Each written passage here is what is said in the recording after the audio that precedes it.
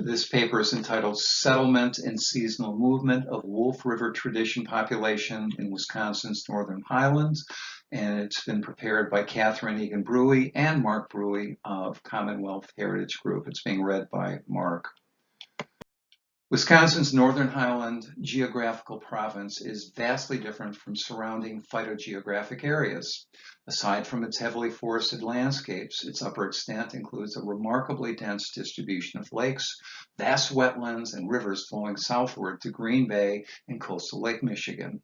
Investigations that began 50 years ago provided some insight into the social landscape of the Northern Highland during the late pre-contact period. In the 1960s, Robert Salzer conducted research in northern Wisconsin, and while he noted Oneota ceramics at a number of locales, he attributed their presence to trade with southerly groups and concluded there is no compelling evidence for either Oneota occupation or native occupation of any type that extended past AD 1400 in the Northern Highland. At the same time, to the east of the Northern Highland on the Door Peninsula, Ronald Mason identified what he has called an Oneota occupation in a Lake Michigan coastal context at the Merrow site. Due to the unique nature of its ceramic assemblage, he came to refer to the site's association, along with other related sites discovered shortly thereafter, as Merrow Complex. The nature of the Merrow Complex site occupation was not completely clear, but the inclusion of fish in its faunal assemblage, along with its coastal context, was suggestive of a fishing-related function. While he did not extend Merrow Complex affiliation to other sites to the west of Door Peninsula, he concluded that, quote, as excavation has revealed, the Door Peninsula is not as culturally isolated as its geographic position might suggest, close quote. More recently, David Overstreet has provided an alternative interpretation of Merrow Complex, largely based on research conducted by the Menominee Indian Tribe of Wisconsin's Department of Historic Preservation, and in doing so, he has defined the Wolf River tradition. Its territorial core appears to include the lower Northern Highland, as well as adjoining areas to the east, that is, the savanna and coastal ecosystems of Lake Michigan. Overstreet and others further describe Wolf River tradition-related sites extending throughout the upper Northern Highland into Michigan's Upper Peninsula. Though the authors have interpreted this tradition as Oneota, this paper does not attempt to address whether the Wolf River tradition is or is not Oneota, agreeing with Eric Hollinger and David Benn, who have observed, quote, there are outstanding issues as to how the concept of Oneota should be defined, close quote. Further, while the Wolf River tradition cannot as yet unequivocally be said to be the cultural progenitor of the Menominee people, it is believed that continued critical analysis of Menominee oral history and archaeological research will affirm the Menominees' interpretation of their history and their long tenured occupancy of northern Wisconsin and Michigan's Upper Peninsula. There is increasing evidence by the late 11th century AD, much of the Northern Highland was occupied by Wolf River tradition populations, but the nature of sites in the Northern Highland appeared different from those to the south. In this paper, we will explore the possibility that the Wolf River presence in the upper Northern Highland may primarily be a function of seasonal population dispersal from the south. That is, a segment of the Wolf River population seasonally moving from villages in the lower Northern Highland and adjoining areas to logistical camps in the north. We will not address coastal Wolf River-related procurement locales, such as fishing camps, though there is evidence of this type of site as noted above.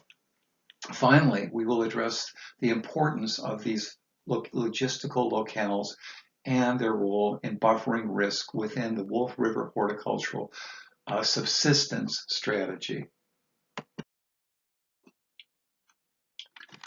Wolf River tradition villages, or residential sites, as exemplified by the Joe Dick Road and Archibald Lake sites, are recognizable based on four attributes. 1, raised bed agricultural fields. 2, earthen mounds which in some instances were constructed within raised bed contexts. 3, large numbers of surface depressions, most of which likely served as storage pits. And 4, a predominance of marrow-related wares in the archaeological deposits. Over 40 village sites with raised bed fields have been reported throughout the Wolf, Suwamico, and Menominee drainages, that is, throughout the lower northern Highland, central plains, and eastern ridges and lowlands. Though the full range of crops and cultivars grown in these fields is currently unknown, maize has been reported at a number of village sites. Further, both squash and maize have been reported at 2 of the village sites that include Archibald Lake and Jodick Road. Raised bed fields, some quite extensive, may provide insight in understanding the social organization of populations that occupied Wolf River communities. As Gallagher et al. Have observed, ridge field complexes represent a well-organized social system capable of coordinating large-scale community enterprises. While his point of reference is southwestern Wisconsin Oneota village locales, his suggestion is applicable to Wolf River villages. That is, raised bed complexes, such as those at Backland's site on the Menominee River, extend well over 1 kilometer in length. Other seemingly large-scale and well-organized community enterprises beyond construction and maintenance of raised bed fields include mound construction. With no demonstrable relationship with effigy mound tradition, mounds appear only to be associated with village sites. Similarly, surface depressions have been reported at all village sites. In some instances, over 200 have been documented. Most likely served as storage pits, though earthen ovens have been reported. The significant number of surface depressions in village sites suggests coordinated and large-scale community endeavors that include pit construction, resource procurement, processing, and logistical consideration in bringing storable products procured elsewhere to village locales. Marrow ceramics are the 4th attribute that defines the village sites as Wolf River tradition affiliated. They are generally plain-surfaced or minimally decorated, thin-walled vessels, often with flattened lips or lip notching, either shell or grit tempered, or less frequently tempered with both.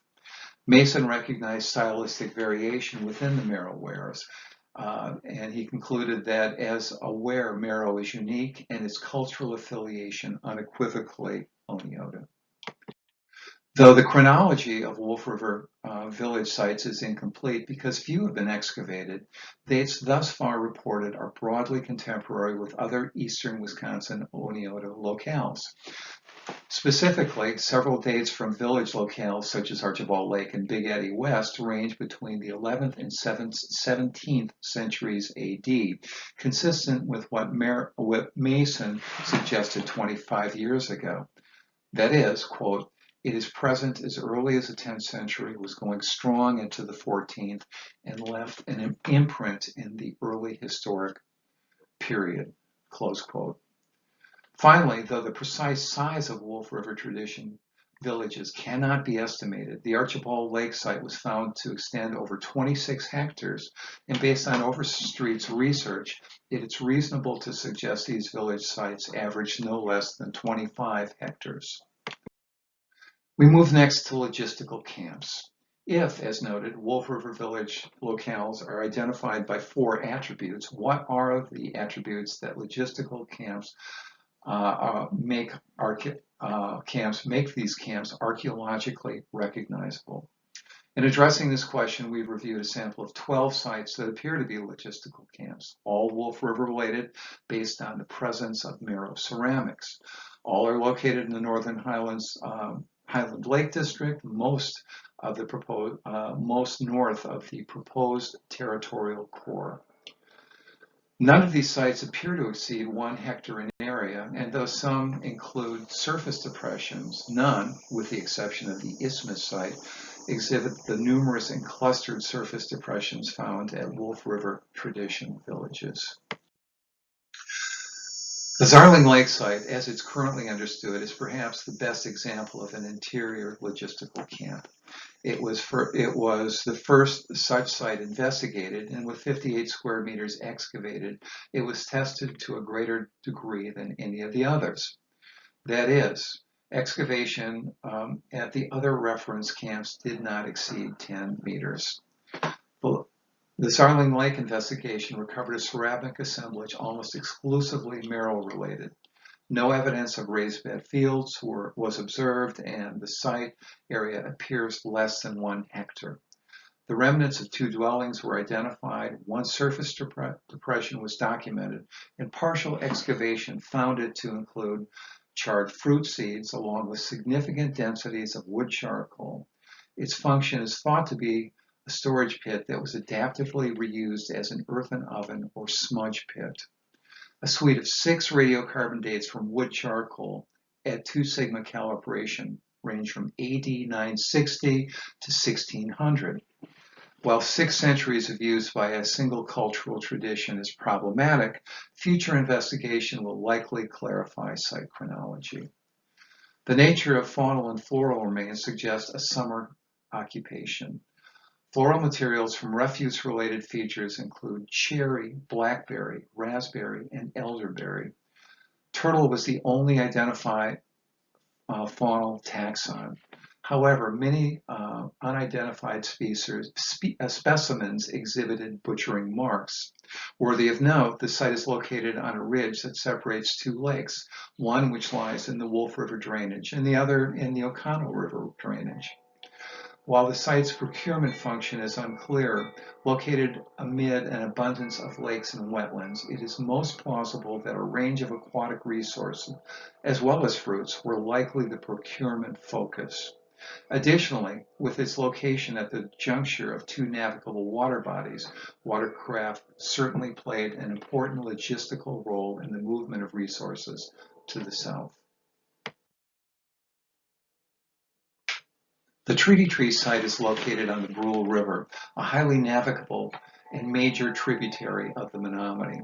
Several occupations were identified, which include a Wolf River tradition component along with a 19th century Ojibwe component. Along with its marrow-dominated ceramic assemblage, 4 surface depressions were recorded but not excavated. Consequently, their association is unknown. Wolf River-related midden soils included highly fragmented faunal materials, not identifiable beyond determining them representative of both small and medium mammals. Floral remains from midden context included wild chenopodium, raspberry, blueberry, and elderberry. Tentatively suggested to be a warm season occupation, the Wolf River component is estimated to be 0.25 hectare. The 10 other camps included in our sample of 12 generally conform to the Zarling Lake and Treaty Tree sites. That is, in each case, site area does not exceed 1 hectare, and marrow predominates the ceramic assemblages. 5 of these 10 sites have been radiocarbon dated, with the collective range suggesting occupation between AD 1000 and 1700. Finally, like Zarling Lake and Treaty Tree sites, all 10 camps are situated within the Northern Highland Lake District, recognized as one of the densest concentrations of lakes in the world. Resources such as fish, reptiles, and aquatic plants, including wild rice, would have been abundant, although wild rice productivity varies dramatically based on fluctuations in water levels. Wild rice has been reported at one of the 12 camps, and preliminary analysis suggests it is present in a midden deposit at Archibald Lake, despite the fact that the conditions surrounding the site are not favorable for wild rice. A variety of terrestrial game would have been abundant in the mixed northern hardwood conifer forests. Further, the uplands have long been highly susceptible to windstorms, and the region's sandy outwash plains to fire. Consequently, openings were abundant and likely supported fruits such as blackberry, raspberry, blueberry, and cherry. Hazelnut was common and likely exploited, and with oak as a component of the northern forest communities, acorns were seasonally abundant, although variable in their interannual mass production. In summary, after decades of archaeological survey, no Wolf River tradition village sites have been located in the upper northern highland. The villages clearly were situated to the south in an ecological context that will in the future be better understood. And though our sample of 12 logistical camps is small, it is not intended to be comprehensive. There are many others that have been documented. Despite limitations in our understanding of these interior logistical camps, viewing them collectively suggests a diverse pattern of exploitation as evidenced by the presence of fruits, wild rice, terrestrial and aquatic game thus far reported at these camps, as well as the abundance of fish, acorn, and hazelnut. It can be said that these resources, varying seasonally and annually in their productivity, were exploited by Wolf River populations centered in the lower northern highland and surrounding areas, who regularly deployed parties in pursuit of resources to supplement horticultural production. The abundance of storage features at horticultural village sites, such as Joe Dick Road and Archibald Lake, reflects the importance of storage of agricultural produce, not only to support the population throughout the year, but also to retain seed stock for a minimum of 2 years to buffer against interannual variability in crop production. Thus, the logistical camps provided a valuable supplement to the subsistence economy of Wolf River populations, not only during years of productive harvest, but also those in which crop yields were low.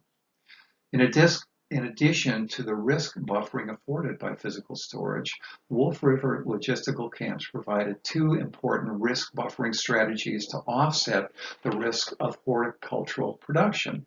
First, they provided access to a broad range of resources, fish, fruits, wild rice, acorn, and hazelnut to supplement horticultural crop production. The availability of these resources does not conflict with the horticultural production cycle.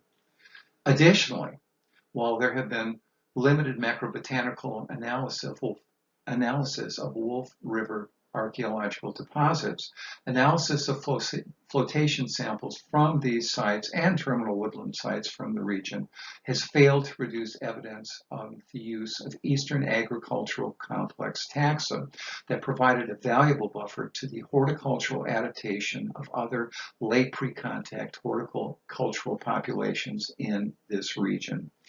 Therefore, exploitation of highly productive and reliable wild resources would have been especially important to these northern horticulturalists.